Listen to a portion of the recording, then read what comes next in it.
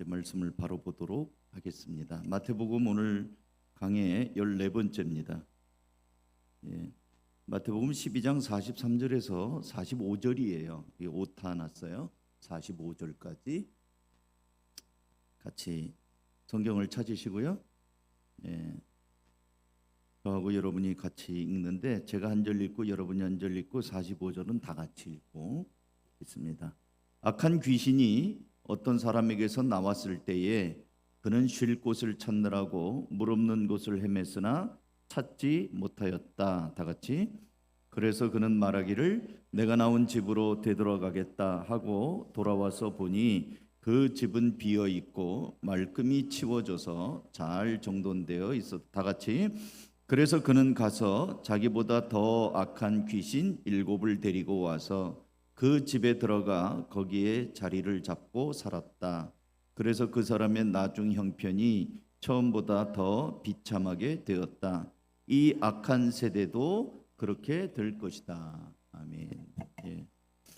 여러분, 지금 우리나라가 지금 통용되는 돈 중에 액면가가 제일 높은 게 얼마짜리죠? 5만 원짜리죠? 전혀 모르시는 거 다 거룩하셔서 돈하고는 관심이 없으신가? 5만 원짜리가 제일 고액권이죠. 수표 말고. 이게 5만 원짜리가 2009년도에 나왔어요. 근데 5만 원짜리가 나오기 전에는 만 원짜리가 주로 사용이 됐었는데 5만 원짜리가 나오면서 만 원짜리는 점점 빈도수가 떨어져 가지고 지금 10% 미만이랍니다. 시장에 풀린 거는 5만 원짜리가 한 80% 되고요. 만 원짜리는 10%도 안 된다고 합니다. 근데 5만 원짜리 지폐의 그 제조 원가가 얼마인 줄 아십니까? 5만 원짜리는 종이가 아니에요. 순수한 면이라고 합니다. 종이가 아니고 면이래요. 여러분 러닝샷스 만드는 면이 있잖아요. 그 실로 짠 거예요. 종이가 아니랍니다. 면이에요. 근데 5만 원짜리 지폐 제조 원가가 이 손바닥만한 게 150원 정도 된대요. 150원. 그러니까 원가가 150원인데 이거를 이제 5만 원으로 우리가 통용하고 있는 거예요. 몇 배를 튀긴 거예요. 근데 그렇게 5만 원으로 인정하는 이유가 뭡니까? 그 신사임당이 있어서 그런가요? 신사임당이 훌륭한 인물이라서 5만 원짜리에 넣은 건가요? 그게 아니고 한국은행 총재의 도장이 찍혀 있기 때문에 그게 값어치가 5만 원인 겁니다. 그러니까 도장이 뭐냐면 대한민국이 이 종이 조각 한 장에다가 보증을 선 거예요. 이 종이를 갖고 가면 5만 원어치 물건을 주시오. 대한민국 정부가 책임을 집니다. 국가가 책임을 지는 거예요. 그러니까 한국은행 총재의 도장이 대한민국 국가가 이거를 보증하고 있는 겁니다. 요즘은 어떤지 모르겠는데 오래전에 TV에 진품 명품이라고 하는 예능 프로가 있었던 적이 있어요. 이렇게 뭐 물건들을 갖고 나와서 감정 평가를 해갖고 이게 이렇게 해서 이제 뭐 게스트들이 얼마짜리 뭐 서로 이렇게 막 썼다가 진짜 감정을 할 땐 이게 얼마짜리다. 어떤 사람은 비싼 값을 이렇게 감정을 했는데 알고 보니까 짝퉁이라 몇천 원짜리 안 되는 물건도 있고.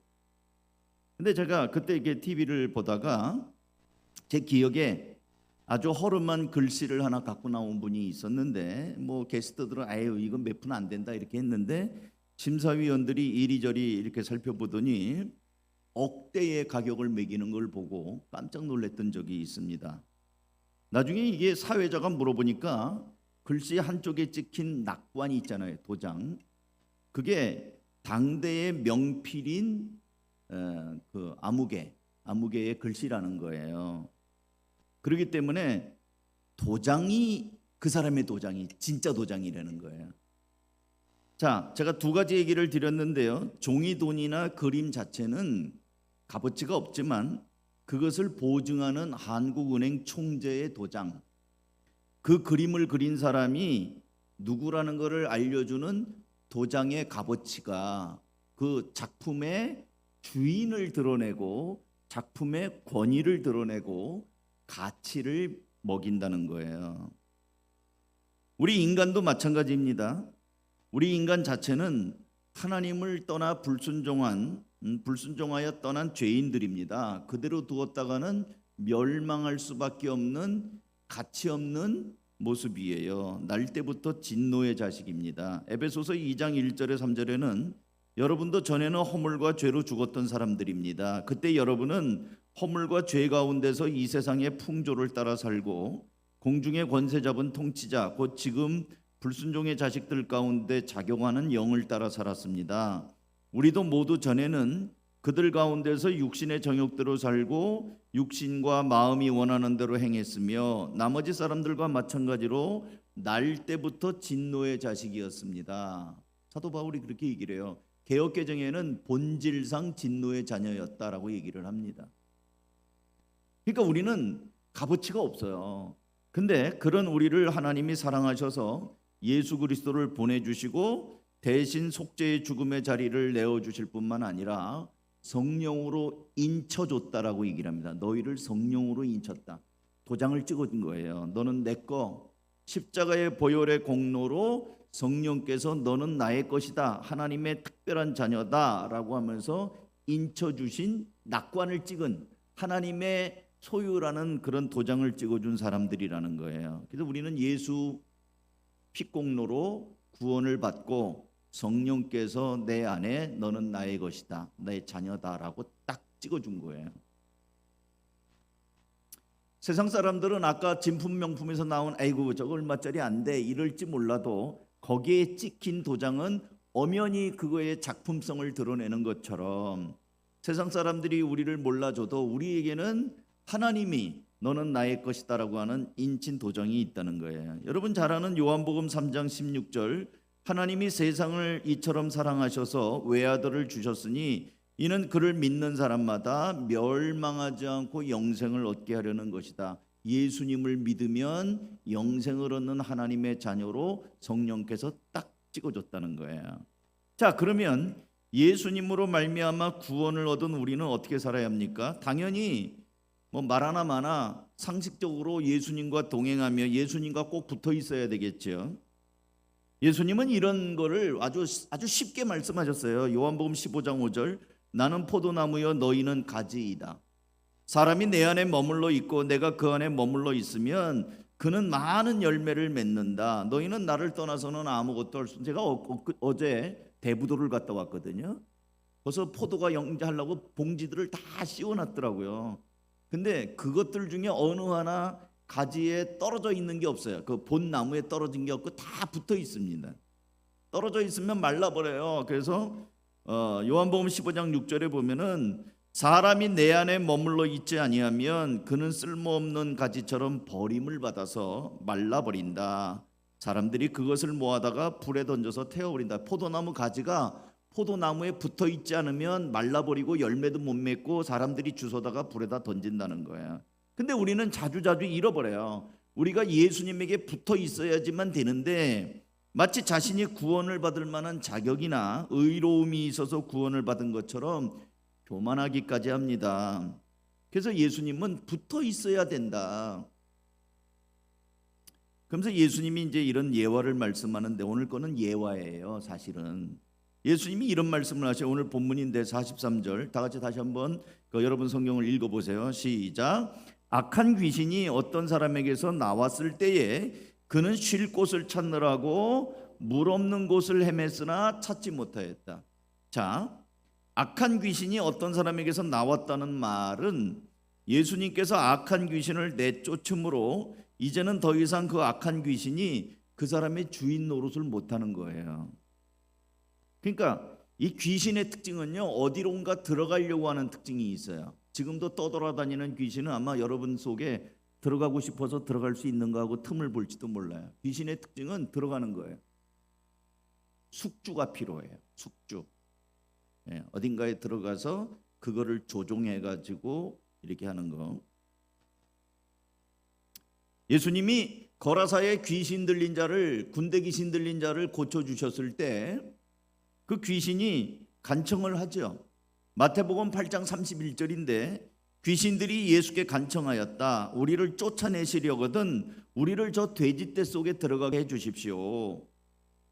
예수께서 가라 하고 명령하시니 귀신들이 나와서 돼지들 속으로 들어갔다. 그 돼지떼가 모두 바다 쪽으로 비탈을 내리달아서 물속에 빠져 죽었다. 이 귀신 들린 사람의 귀신을 뽑아내니까 귀신들이 딴 데 들어가고 싶으니까 돼지떼들이 있으니까 그 돼지떼로 들어가게 해 주십시오 했더니 예수님이 나와라 그랬더니 얘네들이 들어가 갖고 돼지가 미쳐 날뛰면서 그 낭떠러지, 그 바다에 있는 낭떠러지로 떨어서 다 물에 빠져 죽습니다.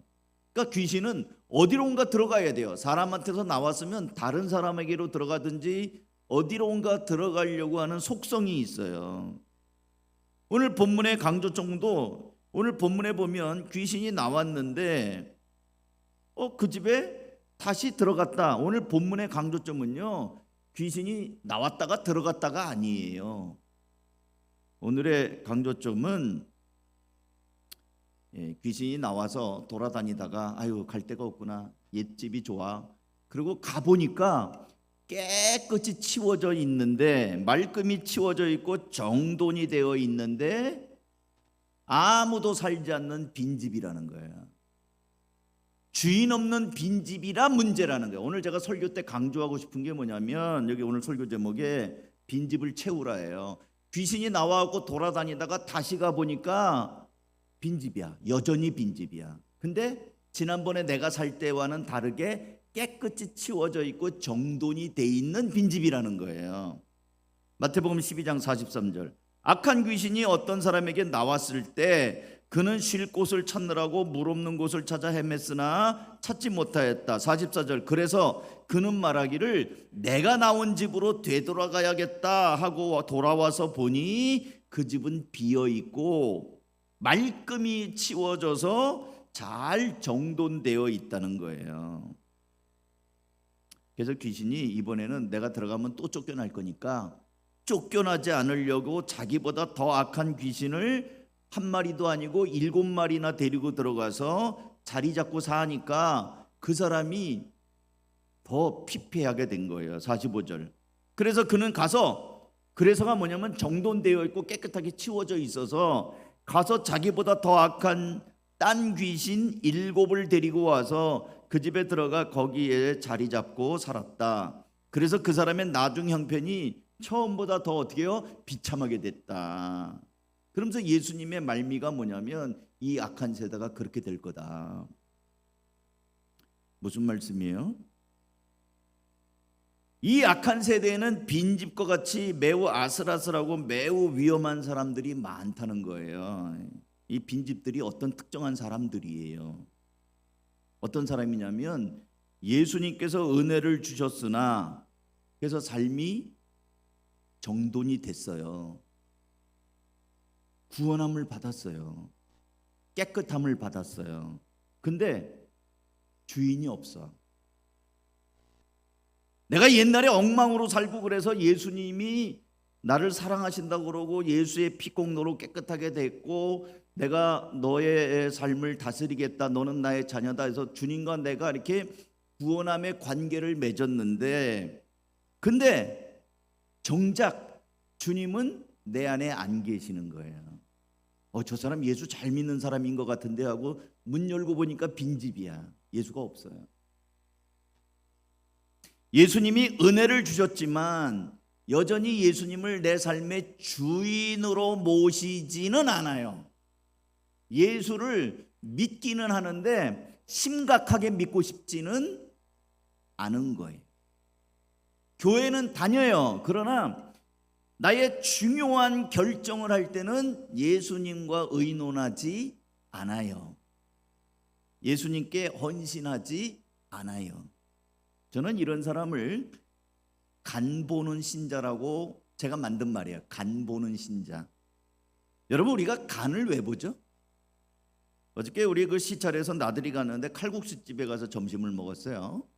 그랬더니 사장님이 칼국수를 이제 불에다가 이제 갑자기 15명이 가니까 한꺼번에 끓여야 되잖아요. 불을 있는 대로 다 켜갖고 그냥 큰 그릇들을 다 놓고 국물 만들고 막 이러면서 막 이제 면 넣고 막 그러는데 제가 이렇게 보니까 뭐 혼자 하다 보니까 제가 도왔어요. 옆에서 뭐 제가 나르기도 하고 뭐 또 다른 목사님도 가기도 하고.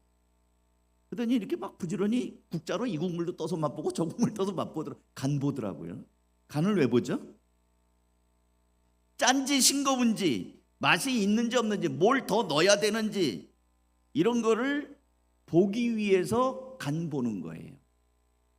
근데 그분은 칼국수를 먹지는 않더라고요. 먹으면 안 되지, 주인이 팔아야지 그걸 먹으면 되겠어요. 간만 봐요. 간 보는 것과 먹는 건 다릅니다. 사장님은 간을 보았고 우리에게 팔았어요. 자기는 안 먹었어요. 제가 말씀드리는 간 보는 신자들도 마찬가지입니다. 교회 와서 예배의 맛을 봐요. 아, 여기는 이렇게 예배 드리네. 찬양은 저렇게 하네. 찬양의 맛을 봐요. 여러분 오늘 찬양 맛 보셨죠? 예, 우리 박종문 맛을 보셨나요? 오늘 김유경 맛을 보셨어요? 손을 이렇게 하면서 맛 보셨죠? 아, 좋네. 이렇게 하니까 쑥스럽구만. 눈 마주치려니까 개면 저거 맛 보신 거예요. 이런 맛은 좀 거시기한 맛이야. 이거 닭살 돋는 맛이야. 삶 공부나 목장도 맛을 봐요. 삶 공부 이번엔 재밌었네. 이번엔 좋았어. 지난번엔 어려웠는데 이번엔 좋았네.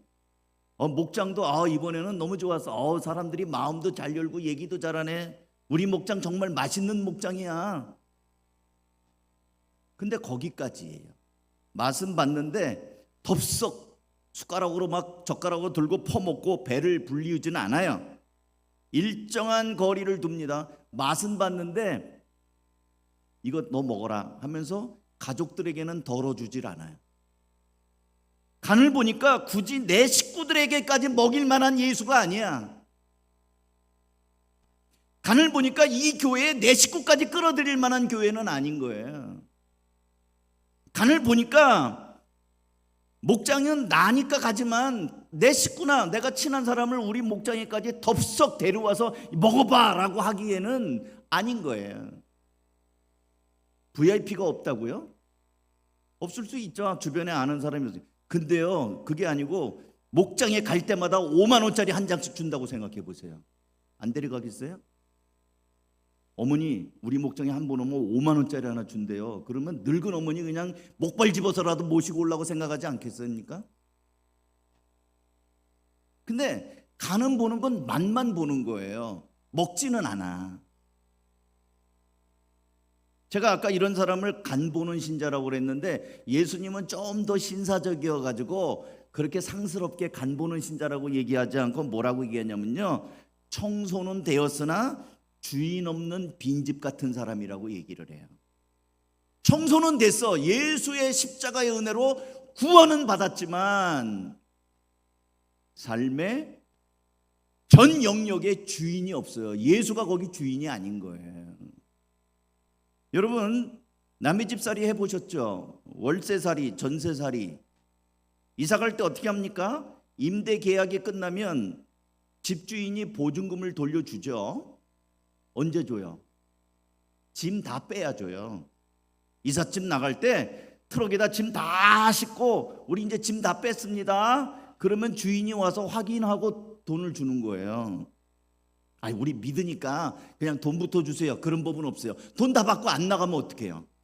돈 다 받고 안 나가면 소송해야 돼요. 그래갖고 집달리를 시켜갖고 내보내려면요 또 한참 갑니다. 그러니까 짐 다 빼고 확인하고 주는 거예요. 그런데 이 세입자가 이제 먼저 나가야 돼. 딴 데다 얻었어요. 여기 이제 그만 살고 계약 기간 전이나 그만 살고 나가려고 그러면요, 세입자는 보증금 돌려받지 않았는데 나가야 되잖아요. 그럼 어떻게 해요? 자기 물건 놓고 나가요. 왜냐하면 보증금 돌려받을 때까지 자기 짐을 몇 개 그 집에다 놔두고 가는 거예요. 남겨진 세입자의 짐은 그 집이 여전히 세입자의 권리가 있다는 거예요. 주인이 남의 집에 들어가서 짐을 강제로 빼내면요 주거 침입이 됩니다. 그럼 못 빼요. 세입자가 나갔어요. 돈도 다 주고 세입자가 나갔잖아요. 그럼 주인은 뭐 하는 줄 아세요? 문부터 잠궈야 돼요. 왜냐하면 엉뚱한 사람이 거기 들어와서 살면은 그 사람 또 빼내려면요 그 경찰 그 입회하에 주거 침입죄 고소해야지 집달관 시켜가지고 부동산 명도소, 제가 요번에 많이 배웠어요. 부동산 명도 소송해야 돼요. 그러니까 집을 비웠는데 엉뚱한 사람이 와서 집 뭐하고 뭐 나 배째라고 남의 집에 들어가 있잖아요. 그거 강제로 못 빼냅니다. 소송해야 돼요. 우리 남의 땅에다 농사를 져도요, 너 왜 남의 땅에다 씨 뿌렸어 하고 그거 거두지 못해요. 추수 때까지 못 건드리는 거예요. 그러니까 이 집을 비우는 일이 그만큼 심각한 일입니다. 오랫동안 마귀에게 종노릇한 우리를 예수님이 풀어주시고 그 집을 깨끗이 비우고 청소까지 정돈까지 해주셨어요. 나의 옛사람을 다 정리하시고 십자가의 보혈로 정결케 하시고 우선순위를 말씀해 주시고 정리정돈을 해주셨습니다. 그러면 얼른 그 자리에 예수님이 주인이 돼야 돼요. 근데 주인으로 모시지 않고 마귀에게 속해서 살던 그 짜투리 짐들이 여전히 있어요. 그거 내다버리지 않고. 그렇든지 아니면 주인을 모시고 든든한 주인이 그 새 집에 버티고 있어야 되는데 안 해요. 그러니까 동네 양아치 같은 마귀들이 들어오는 거예요. 더 난장판을 만들었어요. 오늘 본문에 보니까 더 악한 귀신 7마리를 데리고 왔다고 그러잖아요. 이게 뭐냐면 예수님이 내 안에서 나를 구원하여 주시고 내 삶을 이제 내가 너와 관계를 맺는 너는 하나님의 자녀다 그랬는데 내 살아가는 방식에 여전히 빈집으로 주인이신 예수님을 모시지를 않고, 이유는 다양하겠죠. 뭐 주저 할 수도 있고 미루는 버릇이 있을 수도 있고. 그러니까 옳다구나 하고 마귀가 또 들어와요. 주인이 안 바뀌면. 예수 믿는 게 중요한 게 아니고요, 예수 나 영접했으니까 됐다, 아니에요. 예수 영접하는 건 출발이에요. 출발. 날마다의 삶의 현장에 예수가 있어야 되는 거예요. 한번 예수님 영접했다고 해서 그 사람이 그대로 됩니까? 애기 낳아서 한번 기저귀 갈아놓으면 한 1년이고 2년이고 기저귀 안 갈아주면 되죠. 그 엉덩이가 물러 터져버립니다. 기저귀 수시로 봐줘야 되는 거 아니에요? 제가 우리 손녀딸 보니까 기저귀를 하루에 몇 개를 가는지 모르겠어요. 한번 예수 믿는다고 끝나는 게 아니고 예수님을 믿고 내 안에서 계속해서 내 삶의 주인이 되도록, 빈집되지 않도록 예수님이 항상 계셔야 되는데, 그러면 제가 여러분에게 묻습니다. 예수님이 주인이십니까? 여러분의 삶에? 그럼 목사님, 제가 예수님 믿으니까 나의 주인으로 믿었죠. 그래서 제가 예수님을 주님 이렇게 부르잖아요. 그럼 제가 다시 물어볼게요. 중요한 일을 놓고 결정할 때 여러분 누구하고 의논하십니까? 당연히 주인하고 의논해야죠. 주님하고. 의논하십니까? 집 살 때, 땅 살 때, 차 살 때. 누구하고 의논해요? 은행 직원하고 의논하잖아요. 대출만큼 주실래요? 집 사는데 이 집 살려면 대출금 얼마나 나와요? 은행 직원하고 의논해요. 아니면 배우자하고, 여보 아무래도 그 땅값 오를 것 같아, 그거 삽시다, 차 바꿉시다. 누구하고 의논해요? 배우자하고 의논해요. 대출 얼만큼 나오나 은행 직원하고 의논하고. 예수님하고 의논하는 사람이 있겠죠. 뭐 없다고 그러면 너무 부정적이니까 있겠는데 우선순위가 아니에요. 의논하는 게 아니라 대개는 통보를 하든지 그냥 일방적으로 달라고 강짜를 부리든지, 주야 집 사야 되니까 돈을 주십시오, 뭐 이런 거는 할지 몰라도 주님 이 집을 사야 될까요 말아야 될까요, 이거 의논해요. 중요한 거. 제가 저지난 주일날에는 그 배우자에 대한 자녀를, 그 믿음의 배우자에 대한 말씀을 드렸는데, 여러분의 자녀들 믿음의 짝을 놓고 기도하셨나요? 아니면 그 집안이 어떤 집안이야? 걔 몇째래? 직업이 뭐야? 뭐 하는 애야? 그런 거 먼저 보셨나요? 정말 내 마음의 이 주인이 예수님이라고 한다면 중요한 일을 놓고 결정할 때 결정적인 역할을 하는 그분이 주인이에요. 그러니까 내가 중요한 일을 놓고 의논할 때 남편하고 의논했다, 그 남편이 주인이에요. 아내하고 의논했다, 아내가 주인이고요. 은행 직원하고 의논했다, 그럼 은행 직원이 안 된다 그러면 안 되는 거잖아요. 그거 대출 안 나옵니다. 그러면은 은행 직원의 그 말 한마디에 뭔가 하려고 했던 결정이 깨져버리잖아요. 그런 거 아닌 거예요. 주인이 은행 직원이에요. 내가 결정하는 일에 결정적인 역할을 하는 말이나 행동을 하는 그가 주인인 거예요. 오늘 예수님께서는 그동안 여러분을 괴롭히고 고통을 준 마귀를 몰아내셨고 여러분의 마음의 빈집을 깨끗이 청소하고 정돈하셨습니다. 그리고 바로 예수님께서는 그 집의 문을 두드리고 내가 너희와 함께 하겠다고 하면서 여러분의 의논 상대가 되기를 원하셔요.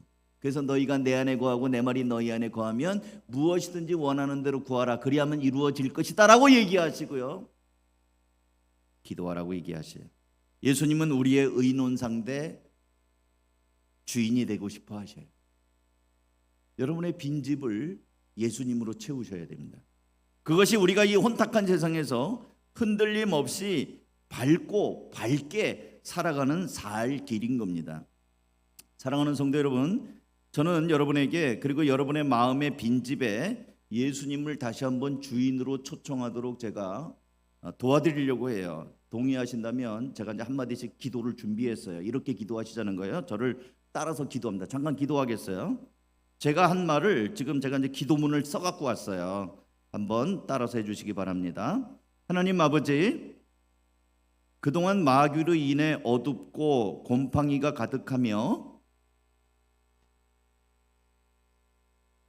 어수선한 폐가와 같이 버려졌던 나를 위해 사랑하는 외아들 예수님을 보내주시고 십자가의 죽음과 부활로 나를 구원해 주셔서 감사합니다. 버려진 폐가와 같은 나를 청결케 해주시고 정돈해 주셔서 감사합니다. 이제 빈집 같은 제가 예수님을 나의 구원자, 나의 주인, 나의 하나님으로 모셔드리기를 원합니다. 주님께서 주인이 되어 주셔서 하나님의 영광을 위해 마음껏 사용하여 주십시오. 나의 사는 날 동안 하나님께서 내 인생을 언제나 편하게 써주십시오. 예수님의 이름으로 기도합니다. 아멘. 네. 자, 이제 오늘 예수님께서 내용은 간단해요. 마귀를 쫓아내고 청소하고 정돈했는데 이놈의 마귀가 나갔다가 다시 와 보니까 여전히 빈집이네.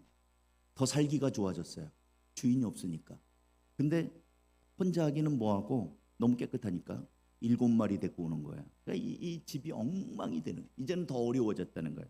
근데 오늘날 우리가 예수를 믿지만 믿는다고 하는데 예수 믿는 사람이 아니야. 알고 보니까. 왜냐하면 여전히 자기 마음대로 결정하고 그러다 보니까 처음에 예수님 믿는 사람들보다 맛은 봐가지고 안다는 생각이 있어요.